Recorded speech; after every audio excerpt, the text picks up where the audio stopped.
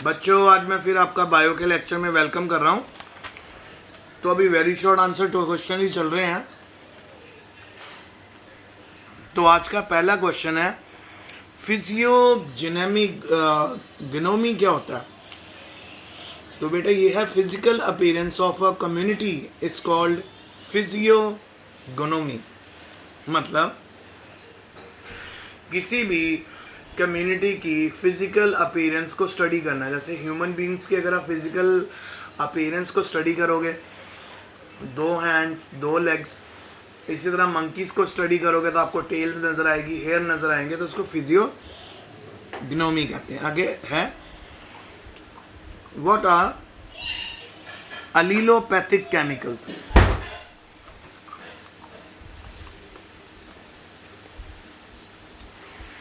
तो अलीलोपैथिक केमिकल्स होते हैं, ये वो केमिकल्स होते हैं जिनको कोई ऑर्गेनिज्म सिक्रीट करता है दूसरे ऑर्गेनिज्म को किल करने के लिए, of different species in the surrounding. तो इसका जीता जागता है, बहुत अच्छा एग्जांपल है बेटा स्नेक। स्नेक अपना स्नेक विनोम सिक्रीट करता है और ऑर्गेनिजम्स को मारने के लिए तो वो अलीलोपैथिक केमिकल सिक्रीट करता है।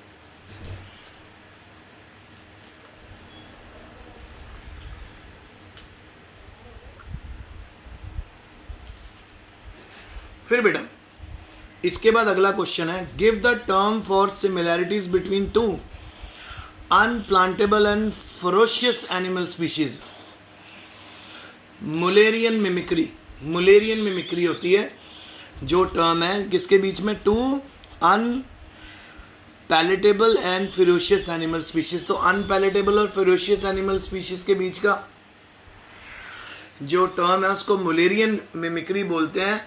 तो इसको मुलेरियन मिमिक्री क्यों बोलते हैं बेटा? क्योंकि इसके अंदर एक ऑर्गेनिज्म दूसरे ऑर्गेनिज्म के ऊपर पूरी तरह डिपेंडेंट होता है। तो एक तरह से आप कह सकते हो पैरासिटिज्म का ये एग्जांपल है। नेक्स्ट है, what are crepuscular animal? Animal which are active during dawn and dusk. वो एनिमल जो दिन के समय में भी एक्टिव रहते हैं और रात के समय में भी एक्टिव रहते हैं, उनको हम बोलते हैं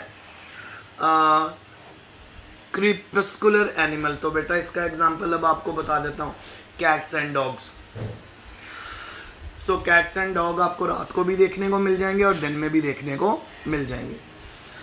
फिर आ गया जी, इकोटाइप क्या होता है? A local population adapted genetically to its particular environment. कोई भी पॉपुलेशन जब अपनी पर्टिकुलर एनवायरनमेंट के अकॉर्डिंगली अपने आप को अडेप्ट कर लेती है जेनेटिकली, तो उसको हम बोलते हैं इकोटाइप। अब मैं आपको एग्जांपल देता हूँ, पोलर रीजन में। पोलर रीजन में आप सभी बच्चे जानते हो कि -डिग्री में टेम्परेचर पहुंचा हुआ होता है। तो वहाँ पे आपको पोलर बियर जो मिलता है, आपने नोटिस किया पोलर बियर की बॉडी के ऊपर कितने ज़्यादा हेयर प्रेजेंट होते हैं? तो वो उसके अंदर जेनेटिक इम्प्रूवमेंट आई है, जेनेटिकल वेरिएशन आई है, तभी तो वो इतने लो टेम्परेचर में सर्वाइव कर पा रहा है। और बेटा ये इतने ढेर सारे बाल उसकी बॉडी के ऊपर क्यों होते हैं?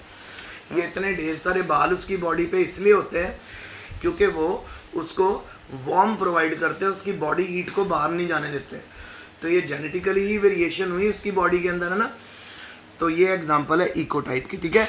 जब किसी भी पॉपुलेशन में किसी भी पर्टिकुलर एनवायरनमेंट के अकॉर्डिंग जेनेटिकली वो अपने आप को अडेप्ट करना शुरू करते हैं। नेक्स्ट है जी, थर्मो पीरियोडिसिटी। ये तो पहले भी क्वेश्चन आ गया था कि जैसे जैसे टेम्परेचर में चेंज होता है और स्पेसिफिक इंटरवल ऑफ टाइम, उसको हम थर्मो पीरियोडिसिटी बोलते हैं। जैसे मॉर्निंग में आप नोटिस करोगे लो टेम्परेचर होता है, दोपहर में टेम्परेचर पीक पे पहुंच जाता है, शाम होते हुए टेम्परेचर कम हो जाता है और रात को टेम्परेचर बिल्कुल ही कम हो जाता है। तो ये जो अलग अलग टाइम जोन्स के अंदर अलग अलग टेम्परेचर वेरी कर रहा है, उसको हम बोलते हैं थर्मो पीरियोडिसिटी। बाबा प्लीज़ मेरे जल्दी से आईपैड देना। फिर उसके बाद है होम्योस्टैसिस। क्या चीज़ होता है? ये भी मैंने आपको कल ही परसों ही आपसे बात की थी। होम्योस्टैसिस वो फिनोमिनन है जिसके साथ हमारी बॉडी के अंदर कांस्टेंट इंटरनल एनवायरनमेंट मेंटेन रहती है despite of the changes in external environment. External environment के में चेंज होने के बावजूद जब हमारी बॉडी में एक पर्टिकुलर इंटरनल एनवायरनमेंट मेंटेन रहती है, तो बच्चों उसको बोलते हैं होम्योस्टैसिस। होम्योस्टैसिस की एग्जांपल, अगर आप एकदम से भागना शुरू कर दो, बहुत तेज स्पीड पे आप भाग रहे हो, ठीक है, तो आपकी हार्ट बीट बढ़ जाएगी। उसके बाद जब आप कहीं पे जाके बैठ जाओगे तो क्या होगा, आपकी हार्ट बीट नॉर्मल हो जाएगी। और जब आप रात को सो रहे होगे तो आपकी हार्ट बीट और डिक्लाइन हो जाएगी। तो ये एग्जांपल है होम्योस्टैसिस की। इसी तरह शुगर, जिन लोगों की बॉडी के अंदर शुगर का बैलेंस मेंटेन रहता है, सो जिनको शुगर नहीं है तो उनका अच्छा होम्योस्टैसिस है शुगर के साथ। इसी तरह बॉडी टेम्परेचर हमारा 98 के अराउंड रहता है नॉर्मल, वो भी एक तरह का होम्योस्टैसिस ही है। एक्सटर्नल एनवायरनमेंट जितनी ज़्यादा गर्म हो जाए, जितनी ज़्यादा ठंडी हो जाए, हमारा बॉडी टेम्परेचर 98 ही रहेगा। तो होम्योस्टैसिस क्या है, एक तरह का आप कह सकते हो फिनोमिनन है, जिसकी मदद से हमारी बॉडी की इंटरनल जो एनवायरनमेंट है वो कांस्टेंट रहती है, चेंज नहीं करती, जो हमारी बॉडी के लिए बहुत अच्छा है।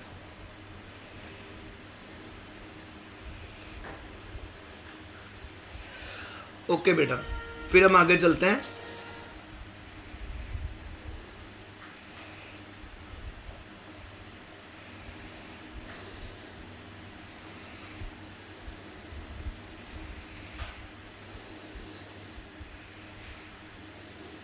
ओके, फिर हम आगे चलते हैं।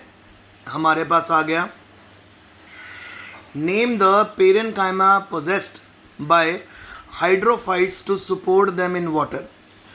सो बेटा,